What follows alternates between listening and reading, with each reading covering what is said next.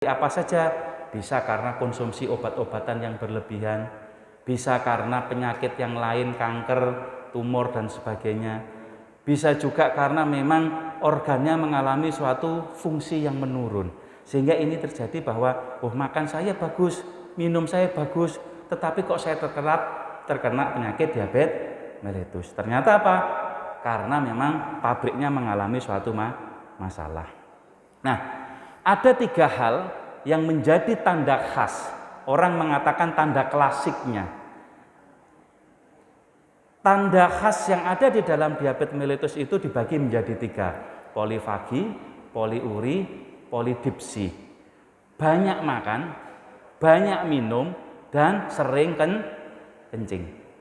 Jadi makannya banyak, berat badannya tidak akan bertambah. Minumnya banyak, dikit-dikit haus, dikit-dikit haus.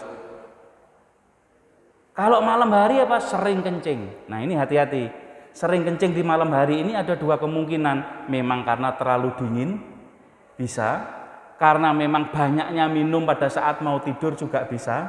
Tetapi kalau kencing manis ini akibat dari banyaknya kencing bagaimana? Dikit-dikit mau kencing, dikit mau kencing. Nah 3 hal ini, trias yang dikatakan trias klasik ini menjadi resiko bahwa tanda khas di dalam adanya penyakit diabetes mellitus itu. Jadi banyak makan, banyak minum, dan banyak kencing. Nah, adapun gejala yang lainnya yang memberikan suatu gejala tambahan. Artinya 3 klasik tadi, 3 khas yang ada di dalam gejala tadi juga akan ada tambahan gejala-gejala yang lain. Apa saja? Mudah capek, saat jalan aktivitas sedikit sudah capek. Karena kenapa? Energi positif dan energi negatif di dalam tubuhnya tidak termetabolisme dengan baik. Yang kedua bagaimana? Gejala kelanjutannya meskipun makannya banyak, minumnya banyak, ternyata berat badannya tidak mengalami suatu signifikan. Berat badannya tambah turun, makannya banyak, tidak tersimpan di dalam otot dan tidak terabsorpsi di dalam tubuhnya dengan baik. Yang ketiga, akan ada gejala kesemutan, nyeri-nyeri. Biasanya Bapak Ibu sekalian itu ada di ujung tangan dan ujung kaki kita. Kok rasanya kesemutan? Kenapa bisa terjadi? Salah satu efek dari penyakit diabetes ini adalah merusak yang namanya neuropati. Neuropati itu adalah gejala bagaimana mengurangi fungsi di dalam saraf kita, terutama saraf tepi kita. Jadi kesemutan, tangannya mulai kaku-kaku, kakinya mulai kaku-kaku, begitu ya Bu ya. Nah, ini mengalami bahwa ada gejala lanjutan yang mengakibatkan adanya suatu gejala dari diabetes mellitus itu sendiri. Gejala yang lain bagaimana? Kadang rasa tebal di tangan, di kaki, kayak kebas begitu. Kulit terasa panas, terus mengalami suatu pandangan yang kabur. Kenapa bisa terjadi? Ternyata penumpukan glukosa tadi itu bisa menumpuk secara berlebihan dan mengurangi fungsi di dalam penglihatan mata kita. Makanya efek yang paling berat biasanya adalah mengalami suatu penurunan dari penglihatan. Matanya sudah mulai kabur. Akibat dari diabetes itu bisa terjadi. Mata kabur apakah diabetes saja? Tidak. Bisa juga karena katarak, bisa juga karena fungsi dari penglihatannya min plus dan silindernya mengalami suatu masalah, itu bisa terjadi. Tetapi diabetes ini juga bisa memberikan suatu efek kepada penurunan yang kita sebut retinopati. Retinanya mengalami suatu penurunan. Ada juga kelanjutannya adalah giginya mudah goyang, jadi gampang lepas, gampang berdarah dan sebagainya ya. Dan yang paling beresiko juga adalah bagi yang hamil itu juga mudah keguguran. Kenapa? Metabolisme di dalam tubuhnya mengalami suatu masalah. Hadirin jamaah yang berbahagia, tadi kita sebutkan bahwa ada gejala khas yang menjadi perhatian kita, yaitu adalah bagaimana sering buang air kecil, terutama pada malam hari, cepat merasa lapar dan haus, sering makan, sering minum dan sebagainya, berat badannya turun, ya, dan cepat lelah atau gampang mengantuk. Jadi belum aktivitas berlebihan sudah mengalami suatu kelelahan. Nah, beberapa gejala yang saya sampaikan tadi, mungkin kita tidak mengalami suatu rasa kekhawatiran. Kalau itu terjadi pada saat secara cepat. Artinya begini, saya berat badannya kok turun terus. Mungkin saya karena berpuasa, begitu ya. Kadang resiko atau kesadaran di dalam diri kita ini mengalami suatu hal yang tertutup di dalam diri kita. Nah, prosesnya bagaimana? Lebih baik memang pada saat orang yang sudah mengalami suatu resiko tadi itu adalah karena memang keturunan atau memang pernah dideteksi penyakit gulanya ini tinggi, alangkah baiknya Bapak Ibu sekalian melakukan suatu pemeriksaan secara berkala. Kapan pemeriksaannya? Kalau gulanya tidak terlalu tinggi atau tidak selalu signifikan, bisa dilakukan 2-3 bulan sekali. Cek gula. Bapak Ibu sekalian bisa beli alatnya sendiri. Bisa dites di salah satu fasilitas kesehatan, di puskesmas, dimanapun itu bisa dites. Tetapi kalau mengalami suatu fluktuatif, naik turun secara berlebihan, itu juga mengalami suatu resiko. Harus ditesnya minimal adalah sebulan sekali. Supaya bagaimana? Kita ingat bahwa fungsi dari glukosa itu adalah karbohidrat di dalam tubuh kita yang mempunyai fungsi sebagai sumber energi yang paling besar. Artinya kalau gula terlalu tinggi, resikonya tadi juga banyak. Kalau gulanya rendah sekali, juga mengalami suatu resiko yang kita sebut adalah lemah, letih, lesu, lunglai, dan lambat berpikir. Jadi ada 5L. Bila mana kadar gula di dalam darah kita juga mengalami suatu masalah. Kapan dikatakan diabetes mellitus? Bila mana kencing manis kita, kadar gula darah kita pada saat sewaktu itu tidak berpuasa, Bapak Ibu sekalian, itu mengalami suatu penilaian lebih dari 200 mg per desiliter. Makanya kalau dicek itu kalau lebih dari 200 kita harus waspada. Kadang orang kaget, loh dok saya ini tidak pernah, baru hari ini dites saya menjadi lebih dari 200. Apakah saya penyakit diabetes? Belum tentu. 2-3 hari yang kemarin barangkali Bapak Ibu sekalian itu dapat undangan banyak makan di luar.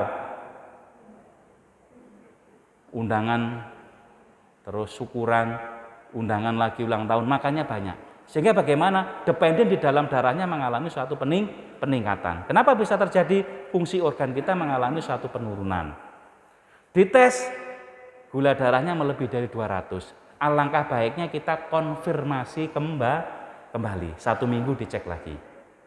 1 minggu dicek lagi sudah makannya bagus, teratur dan sebagainya. Kok nilainya masih tinggi?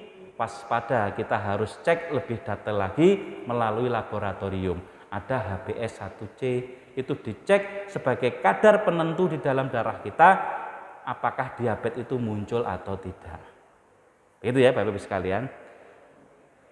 Yang berikutnya, di dalam perkembangan perjalanan penyakit, diabetes ini dibagi menjadi 2. Satu keturunan, satu memang dapatan dari masing-masing person, masing-masing dari orangnya, masing-masing dari pasiennya.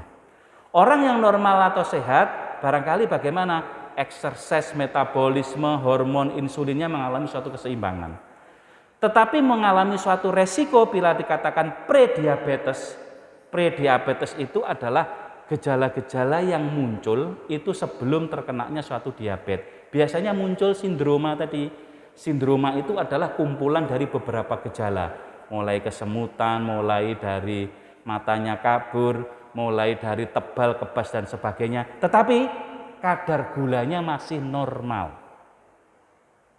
Saya ulangi lagi bahwa prediabetes itu muncul beberapa sindroma, gejala-gejala yang menyertai, tetapi pada saat dites itu normal. Tetap kita harus waspada.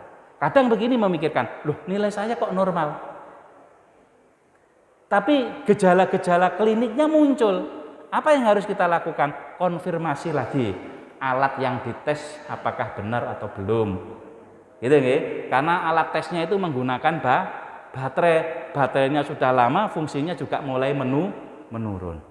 Hati-hati di sini. Nah, kalau terjadi prediabetes, jangan sampai kita mengakibatkan terjadinya sampai ke diabetes. Mulai tadi 3 gejala tambahan dan sebagainya, bahkan mengarah ke komplikasi. Komplikasi yang paling berat biasanya orang awam itu mengatakan diabetes mellitus kering sama basah. Kalau di dunia kedokteran tidak ada kering dan basah, itu tidak ada. Ya, itu adalah bahasa masyarakat yang ada di sekitarnya. Bila mana dikatakan diabetes kering, itu diabetesnya muncul, tetapi tidak ada luka di dalam tubuhnya. Kalau sudah ada luka di dalam tubuhnya, dikatakan diabetes basah. Padahal diabetes basah itu adalah komplikasi dari beberapa gejala yang menyertai tadi yang mengakibatkan bagaimana gangguan di dalam perfusi jaringannya. Makanya kesemutan, tebal, kebas dan sebagainya merusak saraf-saraf di dalam perifernya. Saraf-saraf tepinya mengalami suatu kerusakan. Sehingga kalau terjadi resiko yang terkena diabetes itu tidak memakai sepatu, terus berjalan di kerikil-kerikil supaya enak seperti dipijat, ini mengalami suatu resiko yang cukup besar. Sehingga bagaimana? Jangan sampai terjadi suatu komplikasi, bahkan bagaimana supaya tidak terjadi diabetes mellitus, kita gunakan kenormalitas sehat kita menjadi suatu hal yang lebih maksimal. Tadi saya lihat jamaah ada yang naik sepeda dari timur sana. Bagus itu. Ada yang jalan kaki, ada yang pulang senam, peregangan dan sebagainya. Fungsinya apa? Menormalkan fungsi di dalam tubuh kita sehingga mengakibatkan terjadinya suatu keseimbangan antara energi positif dengan energi yang negatif.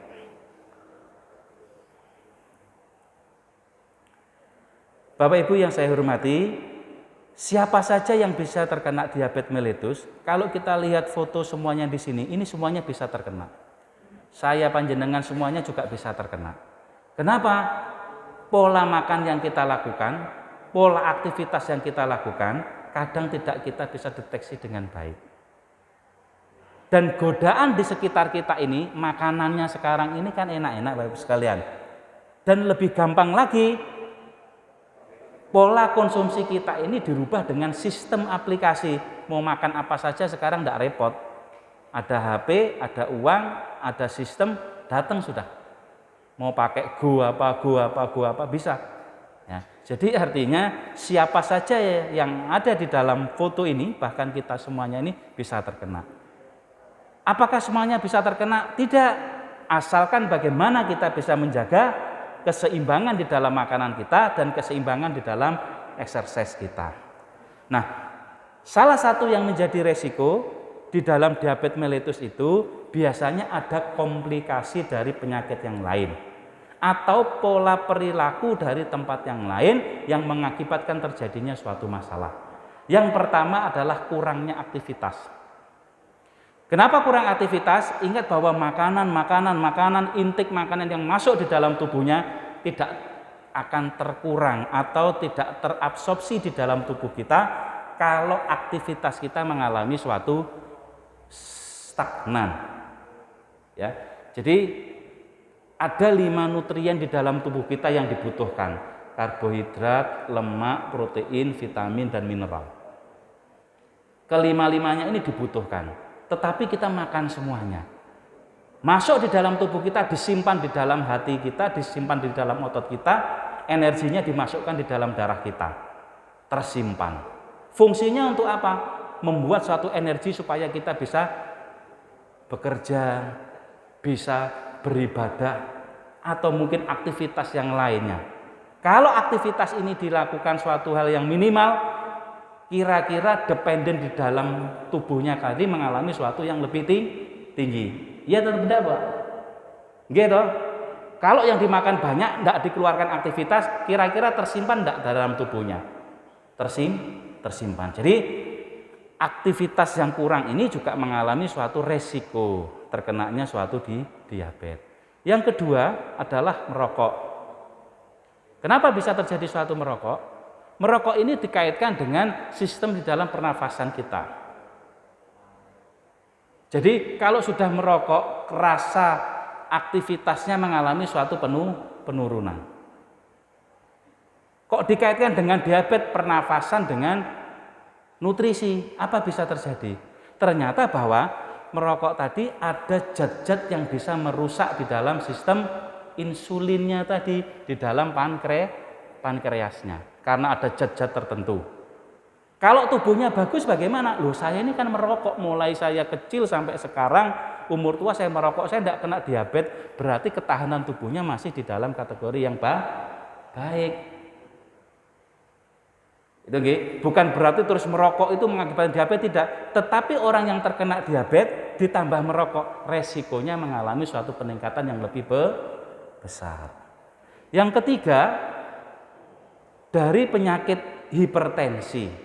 Karena tensinya tinggi, metabolisme di dalam tubuhnya mengalami suatu peningkatan, enzimatisnya mengalami suatu peningkatan, hormonnya mengalami suatu kesalahan atau malabsorpsi dan sebagainya, terjadilah yang kita sebut menjadi resiko. Yang keempat, kolesterol dan obesitas ini mempunyai signifikansi.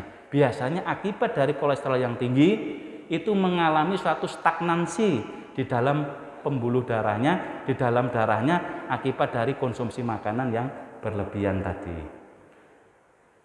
Hadirin yang berbahagia, beberapa komplikasi dari diabetes mellitus ini ternyata juga akan mengakibatkan kerusakan dari organ yang lain. Tidak hanya kencing manisnya yang tinggi, resikonya tadi ada luka dan sebagainya, ternyata ada beberapa set efek. Ada efek yang lain yang bisa merusak dari beberapa organ yang lain. Yang kita sebut adalah kerusakan ginjal yang pertama. Kalau diabetes mellitus yang berkepanjangan, ada resiko terjadinya gagal ginjal. Jadi Bapak Ibu sekalian pernah mendengar, oh Bapak itu, oh Ibu itu sekarang sudah mengalami cuci darah. Setiap minggu harus cuci darah 1 kali, 2 kali dan sebagainya. Darahnya diambil, dibersihkan, dimasukkan lagi begitu. Kenapa bisa terjadi? Ternyata adalah akibat dari kencing manis yang tadi merusak dari beberapa organ, terutama di dalam kerusakan di dalam ginjal. Jadi diabetes yang berkepanjangan, resikonya pada ginjal, ginjalnya tidak bekerja dengan baik, terjadi resiko, makanya harus cuci darah. Yang kedua, akibat dari diabetes mellitus itu akan terjadi infeksi atau gangren atau luka, biasanya pada kaki. Loh kok enggak pada tangan? Itu kan pertanyaannya begitu. Karena pada saat diabetes mellitus itu akan terjadi perfusi jaringan dan mengakibatkan suatu permeabilitas selnya mengalami suatu masalah. Permeabilitas selnya menjadi masalah karena ini selnya keluarlah cairan dari dalam sel keluar sel. Karena sifatnya cairan itu berarti di tempat yang lebih rendah. Resikonya bagaimana? Kakinya mengalami suatu kebengkakan. Jadi kakinya bengkak. Karena apa? Gangguan cairan di dalam tubuhnya. Sudah ginjalnya rusak, cairannya rusak, permeabilitasnya rusak tadi, terjadilah suatu pembengkakan di dalam kaki. Karena kaki dipakai aktivitas terus, tidak dijaga dengan baik, tidak memakai kaos kaki yang lembut, tidak memakai sandal yang lembut, jalannya sembarangan, terbenturlah. Tertabrak barang benda di sekitarnya, mengalami suatu luka, karena perfusinya salah, kurang dan sebagainya, lukanya tidak mengalami suatu kesembuhan secara maksimal. Makanya disebut sebagai gangren atau luka. Tanda khas yang berikutnya, komplikasi DM ini bagi bapak-bapak itu terjadi impotensi. Jadi sudah tidak gereng lagi. Loh kenapa kok tidak gereng lagi? Bukan salah yang lainnya. Kemungkinan kadar gula di dalam darah kita mengalami suatu masalah. Yang keempat, penyakit jantung, stroke dan sebagainya. Ini akibat dari mana? Karena jaringan darah di dalam tubuh kita yang menformulasi, memberikan energi di dalam tubuh kita mengalami suatu gangguan. Jadi berdebar-debar kadang. Karena berdebar berkepanjangan, proses dari detak jantung kita mengalami suatu resiko yang menjadi lebih berat. Makanya diabetes kadang berkaitan dengan hipertensi. Kenapa? Pompa di dalam tubuhnya mengalami suatu kenaikan.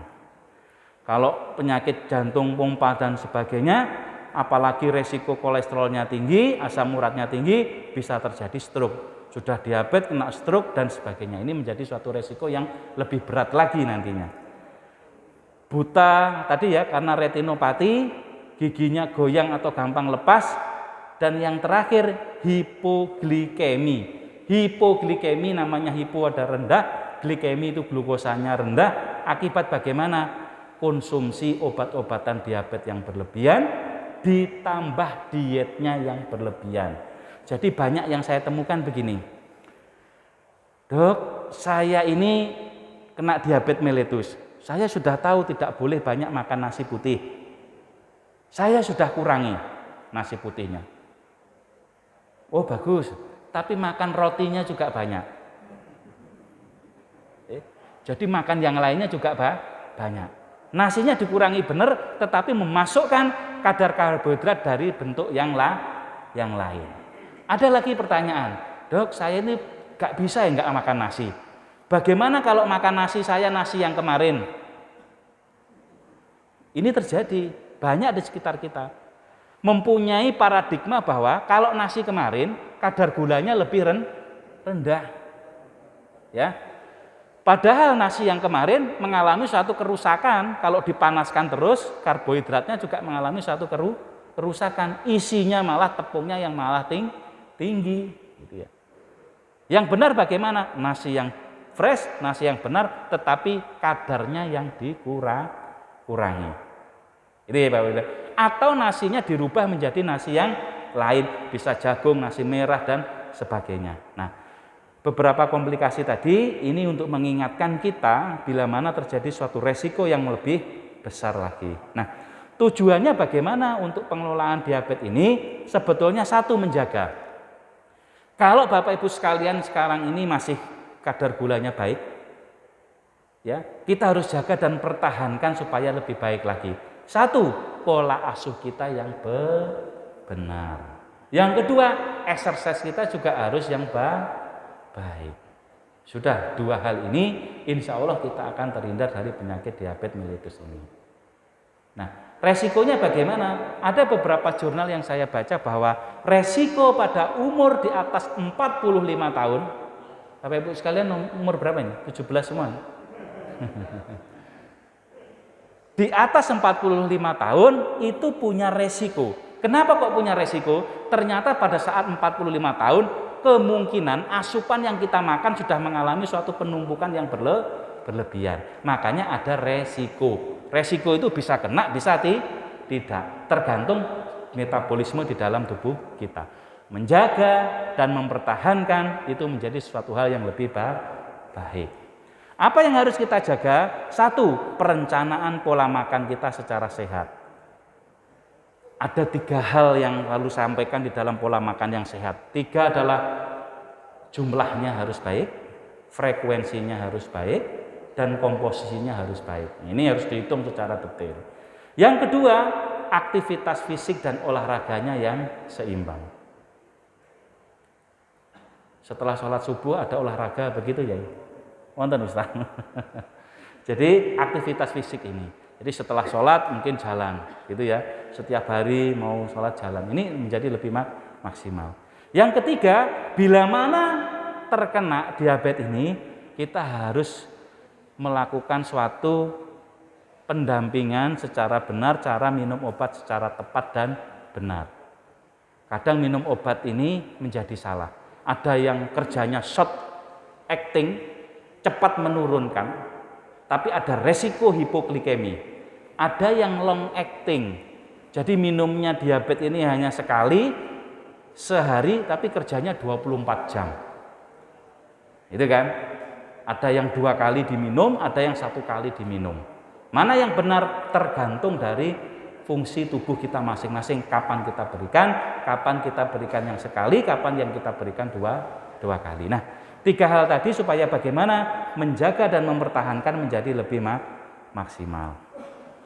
Bapak Ibu yang saya hormati, bahwa bahaya dari diabetes mellitus ini kadang mengalami suatu komplikasi akut, ya. Komplikasi akut ini juga menjadi resiko. Kalau saya dulu di rumah sakit, itu banyak terjadi bahwa orang-orang yang di dalam pengobatan diabetes mellitus itu juga punya resiko. Bila mana tadi obat yang diminumnya tidak diminum secara bagus, atau pengen cepat sembuh, obatnya diminum secara berlebihan, terjadilah hipoglikemi.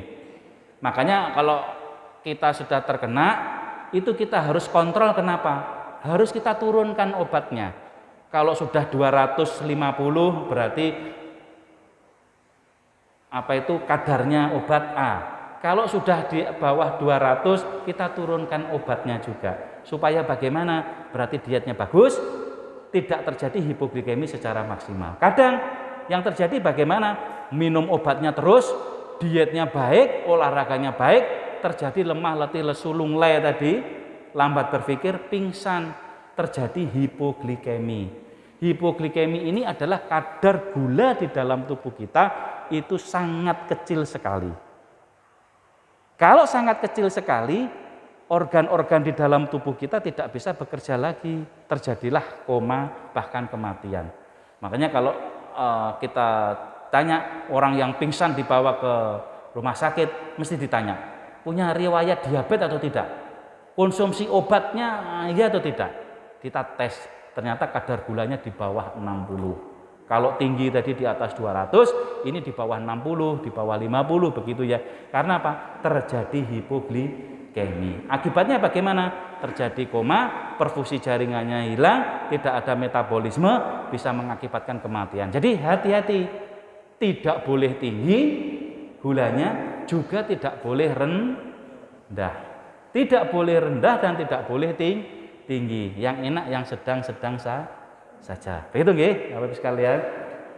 Yang kedua, komplikasi kroniknya tadi muncul ya, sudah saya singgung, kerusakan ginjal dan sebagainya ya. Bahkan terjadi suatu resiko yang kita sebut adalah amputasi. Saya punya satu pasien konsultasi bahwa hitam semua kakinya. Kakinya sudah menghitam. Perempuan umur 59, hampir ke 60. Saya tanya, menghitamnya sudah mulai kapan? 3 bulan yang lalu. 3 bulan lalu. Jadi kalau sudah menghitam itu sudah rusak ya, kulitnya sudah tidak ada fungsinya. Jadi harus diamputasi. Gitu ya. Saya tidak berani memberikan informasi, Ibu harus kontrol lagi ke rumah sakit untuk penanganan lebih lanjut. Nanti kontrolnya ke sini. 1 bulan berikutnya datang ke tempat kita, sudah dilakukan satu amputasi. Nah, jadi amputasinya sudah sampai ke betisnya ya. Jadi sudah sampai naik. Makanya ada yang diamputasi karena apa? Kerusakan terus itu akan menggerogoti dari fungsi di dalam organ-organ kita. Jadi secara kronik itu akan mengalami suatu resiko yang seperti itu. Nah, apa yang harus kita lakukan? Yang paling penting adalah deteksi dini kelainan dari kaki yang beresiko tinggi. Dari kulitnya, dari sisik dari kulit-kulitnya, serta mulai kaku-kaku kita harus lemaskan.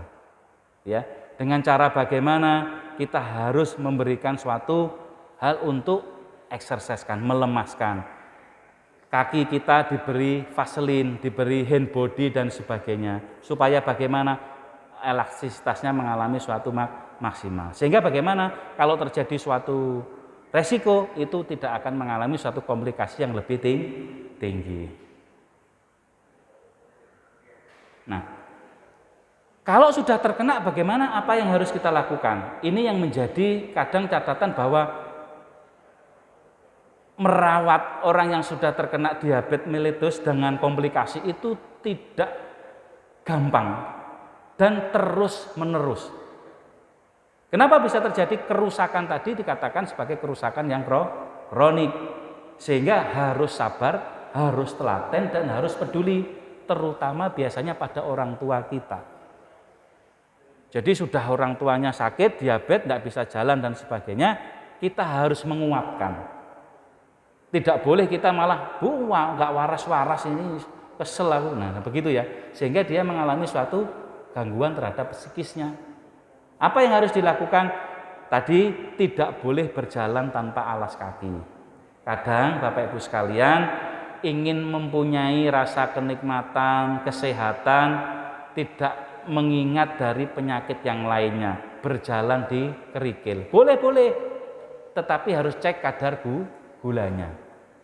Kalau kadar gulanya tinggi terus kita berjalan di kerikil-kerikil, terjadi tusukan dan perdarahan dan sebagainya, akan terjadi luka yang kita sebut gangren tadi yang berlebihan. Yang kedua, periksa kaki setiap hari.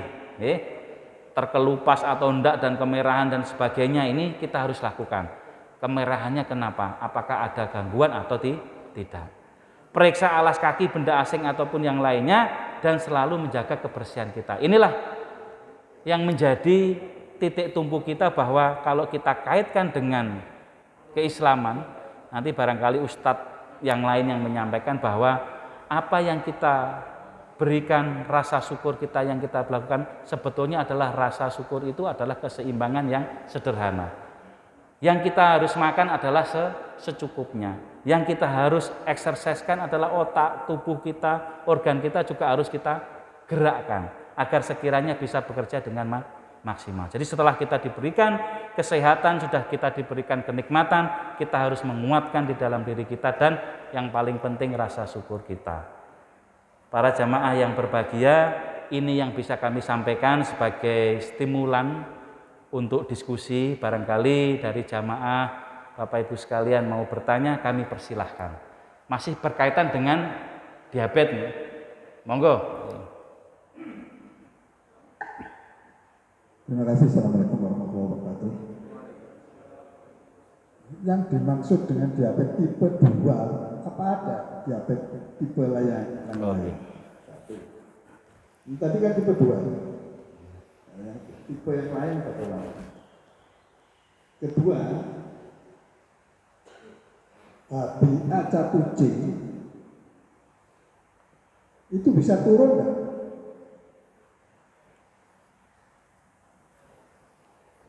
Terima kasih. Assalamualaikum warahmatullahi wabarakatuh. Waalaikumsalam warahmatullahi wabarakatuh. Jadi beberapa klasifikasi atau pembagian dari diabetes itu dibagi menjadi beberapa. 1, diabetes tipe 1, turunan dan sebagainya. 2, tipe 2 adalah dapatan masing-masing. Ketiga, diabetes gestasional. Diabetesnya ini muncul pada saat hamil, bahkan sampai melahirkan. Setelah melahirkan beberapa bulan hilang sendiri. Ini terjadi.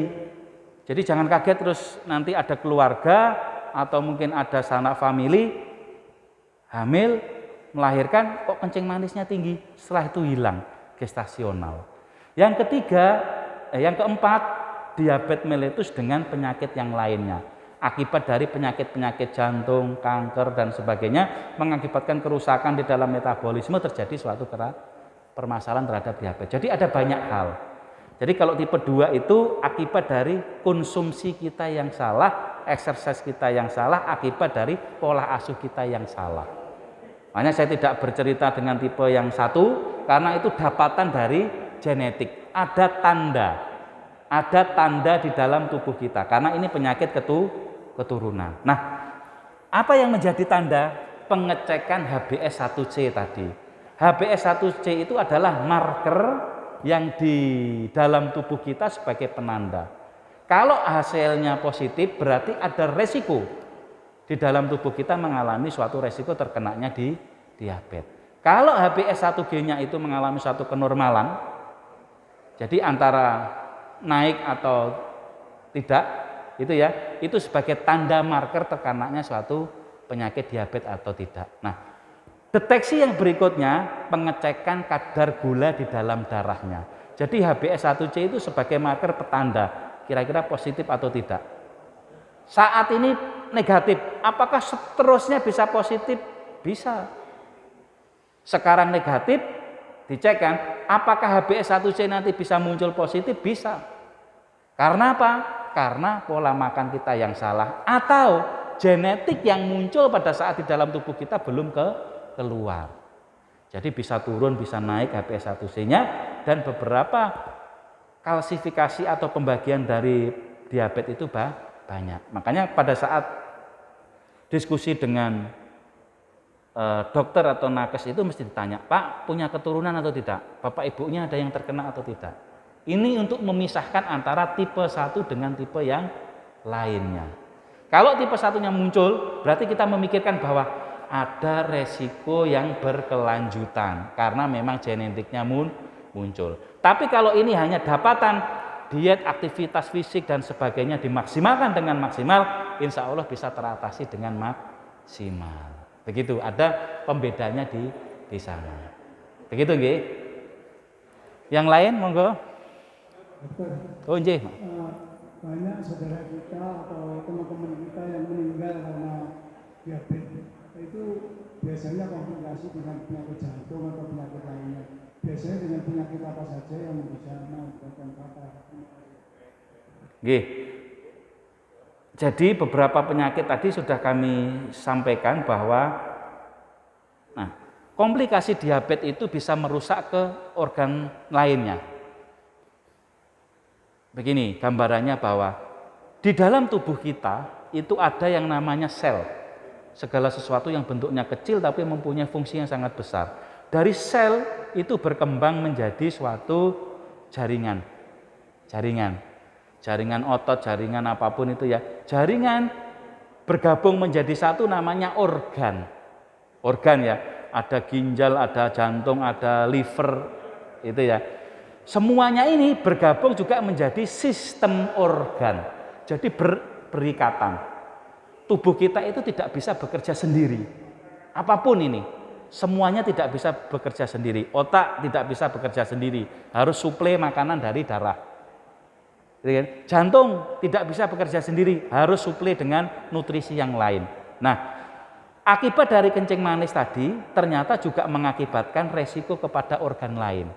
Karena kenapa? Sistem organ tadi tidak bisa berdiri sendiri. Meskipun permasalahannya di dalam pembuluh darah, tetapi mempunyai resiko di dalam absorpsinya, penyerapannya di dalam ginjal. Makanya terjadi tadi adanya cuci darah dan sebagainya.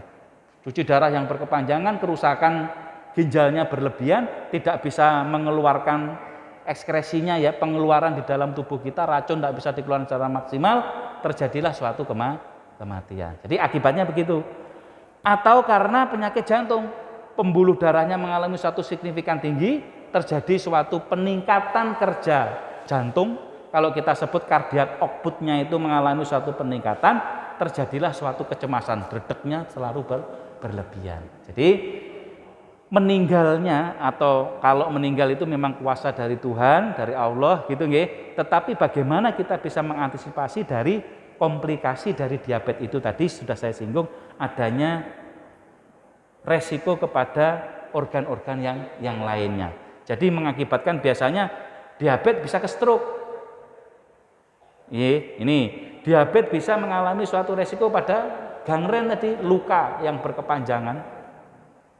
Jadi tidak bisa mengakibatkan bahwa diabetes ini hanya penyakit satu ini saja, tetapi bisa resiko kepada sistem-sistem yang lainnya tadi.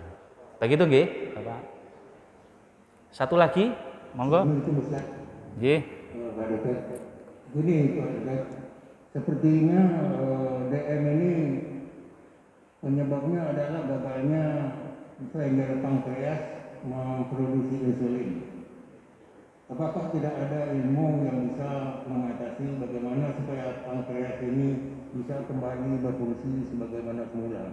Karena selama ini yang saya tahu itu untuk mengatasi sakit gula ini orangnya itu kebanyakan disuntik insulin dalam waktu-waktu tertentu. Jadi yang saya tanyakan, apakah tidak ada ilmu yang bisa mencegah, membuat kembali sehatnya kelenjar pankreas itu? Terima kasih. Assalamualaikum warahmatullahi wabarakatuh. Waalaikumsalam warahmatullahi wabarakatuh. Nah, saya kasih contoh nih. Ini pankreas kita.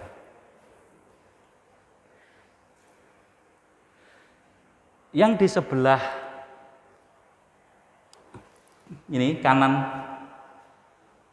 berarti ini sebelah kiri jenengan ya. Sebelah kiri kita lihat inilah high blood glucose. Kita artikan bahwa kelebihan gula di dalam darahnya. Kalau kelebihan gula di dalam darahnya, pankreas ini tidak bekerja secara maksimal.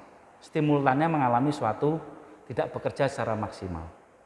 Kita bedakan dengan yang di sebelah kanan panjenengan. Low blood glucose, karena kadar gulanya tidak banyak di dalam darah, dia memproduksi insulin secara maksimal. Jadi ada fluktuatif, ada keseimbangan tadi kalau kita artikan ya. Kalau gula di dalam pankreasnya berlebihan di dalam darah itu, insulin ini tidak bekerja secara maksimal. Jadi kerjanya menjadi minimal karena sudah diblok beberapa organ di dalam karbohidrat atau glukosa itu. Nah, karena fungsi dari organ itu harus bekerja secara terus-menerus, harus simultan terus-menerus, ya, terjadi kerusakan di dalam pankreasnya. Sehingga bagaimana insulin yang ada di dalam kandungannya tidak bisa bekerja dengan baik. Contohnya begini, kalau dianalogikan, pankreas ini pabrik penghasil. Berapapun yang dimakan, yang dimasukkan di dalam produksi itu, dia menghasilkan 10 hasil dari insulin itu. Dan harus disalurkan di dalam pipa pembuluh darah kita. Pipa pembuluh darah kita sudah diisi oleh hasil dari pabrik yang lain. Glukosa itu masuk secara berlebihan. Sehingga pabrik insulinnya mengalami suatu penurunan produksi. Jadi hanya memproduksi 2, 3. Lama-lama bagaimana? Mestinya 10, kok dia menghasilkan 2. Kira-kira mengalami suatu kerusakan. Kalau kerusakan mengalami terus-menerus secara kontinuitas, jadi jangan dipikirkan bahwa pankreas ini sekali tidak produksi terus rusak, tidak. Makanya penyakit diabetes tadi adalah penyakit yang menaun, kronik lama-lama. Karena tidak bekerja secara maksimal, insulin ini mengalami suatu stagnan produksinya. Tidak berproduksi lagi, sehingga ada istilah bahwa orang yang terkena diabetes harus disuntik insulin. Mengarah ke sana ya Pak ya. Jadi harus disuntikkan insulin. Berapa unit? Entah 8, entah 10, entah 12, entah ke 18. Tergantung produksi insulinnya sebanyak berapa. Kalau di sini dikaitkan dengan apakah ada penanda supaya pankreasnya tidak rusak? Bisa dicek dengan marker HbS1c-nya tadi. Kalau kadar gula kita bagus, tapi kadar HbS1c kita sebagai penanda itu mengalami suatu resiko, hati-hati di sini. Apa yang harus kita lakukan? Bukan diberikan obat lagi, bukan diberikan suatu vitamin lagi, tetapi pola hidup kita yang harus benar. Jadi menyehatkan atau menjaga dari pankreas itu adalah dengan proses tadi, pola asuhnya yang baik, exercise-nya juga baik, tidak mengonsumsi obat secara berlebihan, sehingga bagaimana? Kadar organ di dalam tubuhnya mengalami suatu yang menjadi lebih baik. Begitu Pak G. Jadi pas ya, yang saya analogikan seperti itu, mudah-mudahan bisa lebih diterima. Nah, kalau terjadi suatu kerusakan, jadi kadar gula di dalam tubuhnya itu mengalami suatu peningkatan, makanya di tes darah itu mengalami suatu peningkatan, karena di sebelah sini ini blood glukosa yang biru-biru ini adalah pembuluh darah. Seperti pipa gitu ya, isinya air itu ya, isinya nutrisi-nutrisi yang banyak di dalam tubuhnya. Nah, gula juga akan mengalami suatu resiko di dalamnya di situ.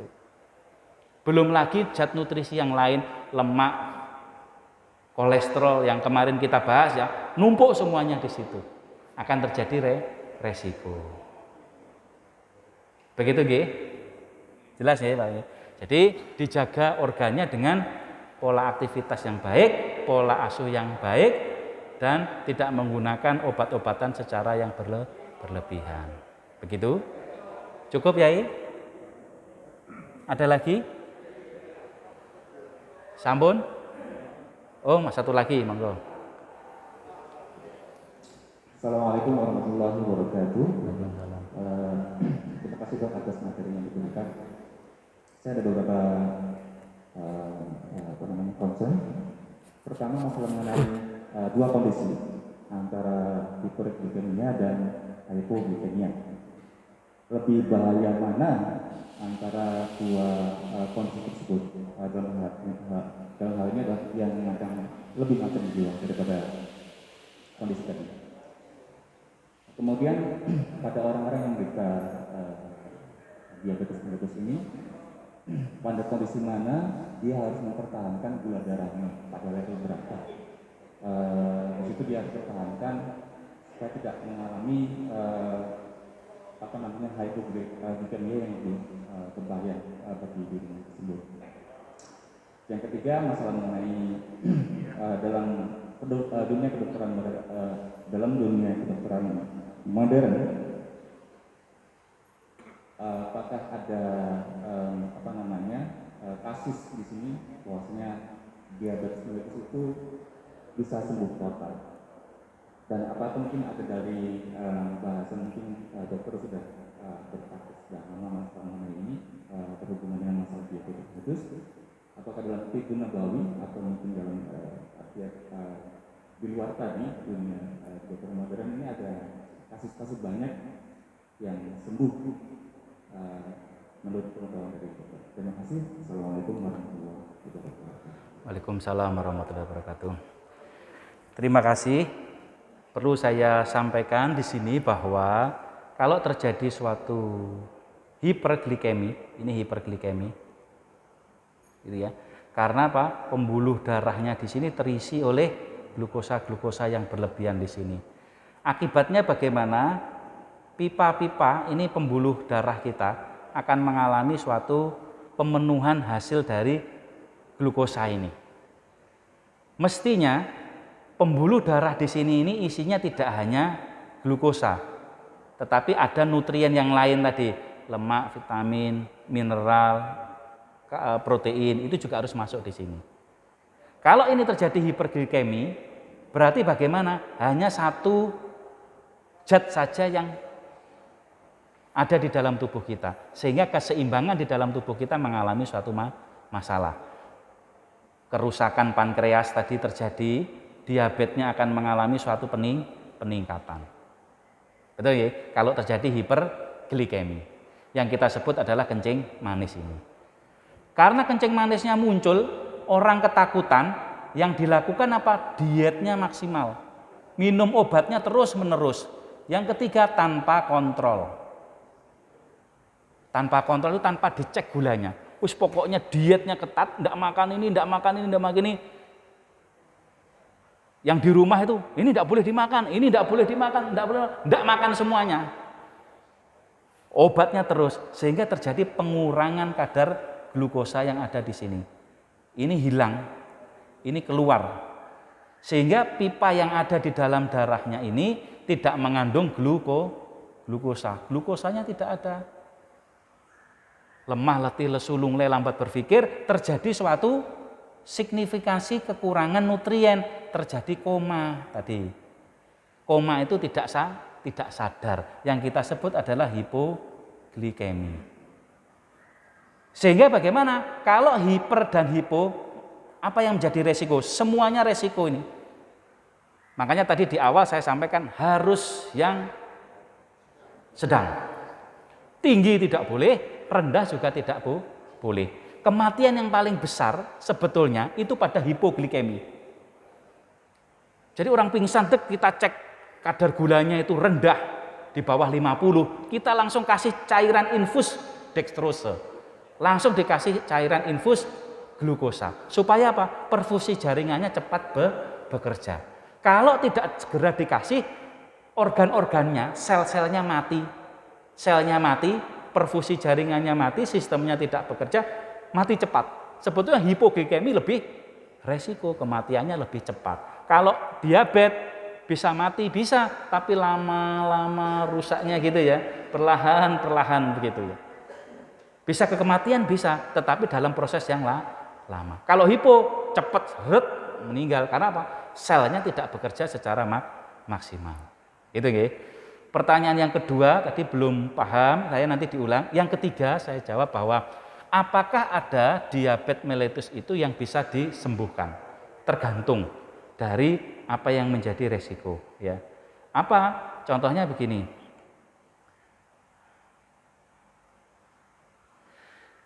Diabetes mellitus tadi bisa disembuhkan karena apa? Beberapa tahapan. Kalau tipe karena pola asuhnya yang salah,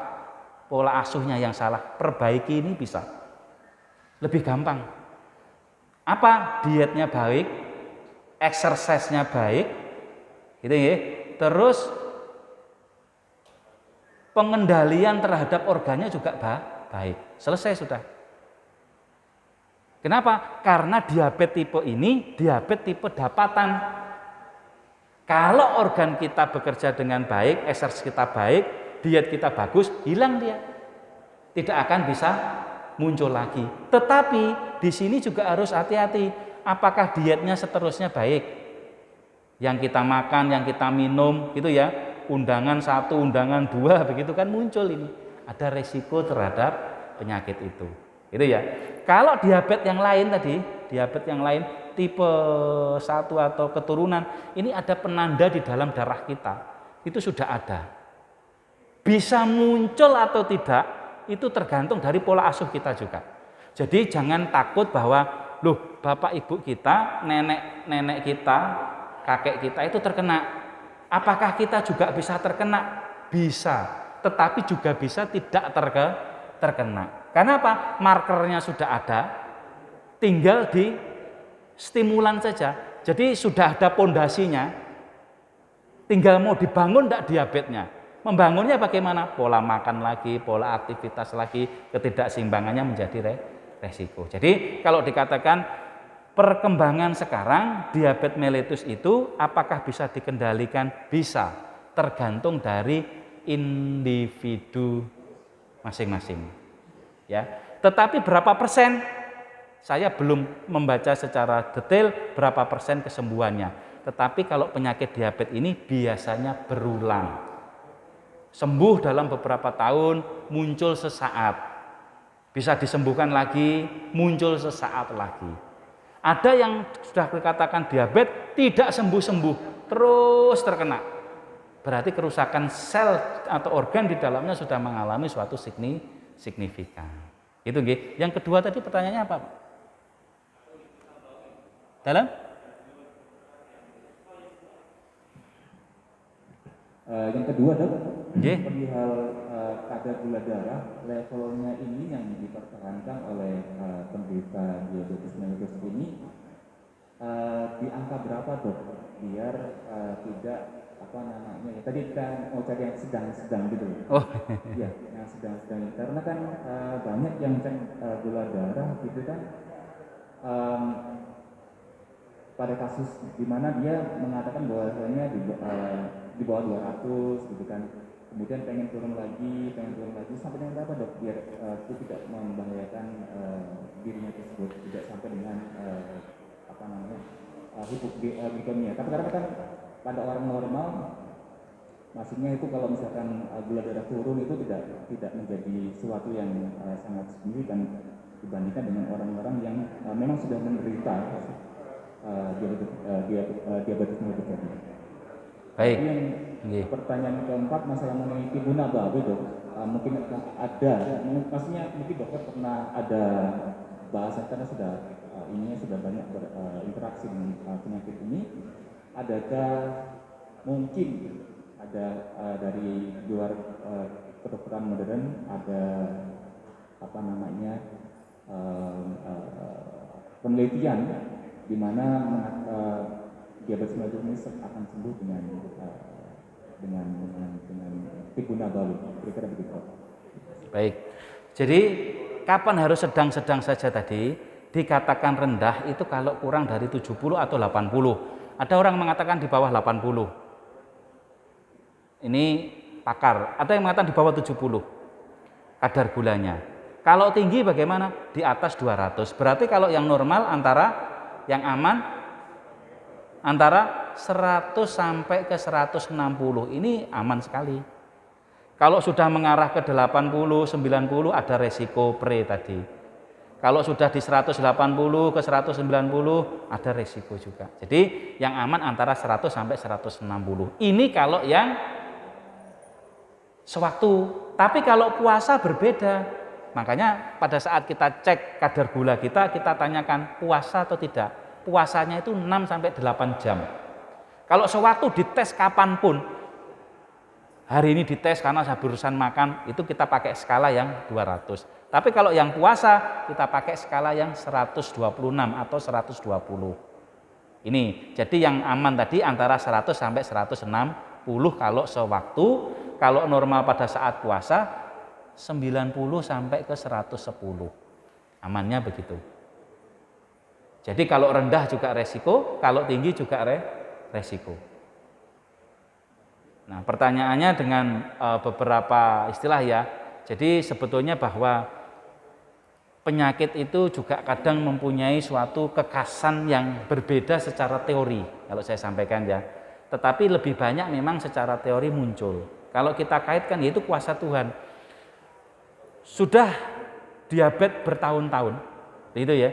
Terus mengatakan bahwa saya minum jamu ABCD, ramuan ABCD sembuh. Ya alhamdulillah itu kuasa Tuhan yang diberikan kepada umatnya. Secara teori bagaimana kesembuhan itu bisa diukur. Tetapi dengan entah itu berkah, entah itu adalah apa yang diberikan oleh Tuhan kepada umatnya kok bisa disembuhkan, itu adalah sesuatu syukur yang berbeda. Ada. Jadi pasien itu sudah mengalami suatu resiko. Biasanya kalau saya punya pasien, saya kasih buku, itu dihitung kadar gulanya. Naik. Lama nggak ke tempat kita. 1 tahun itu datang ke tempat kita. Terus hasilnya normal.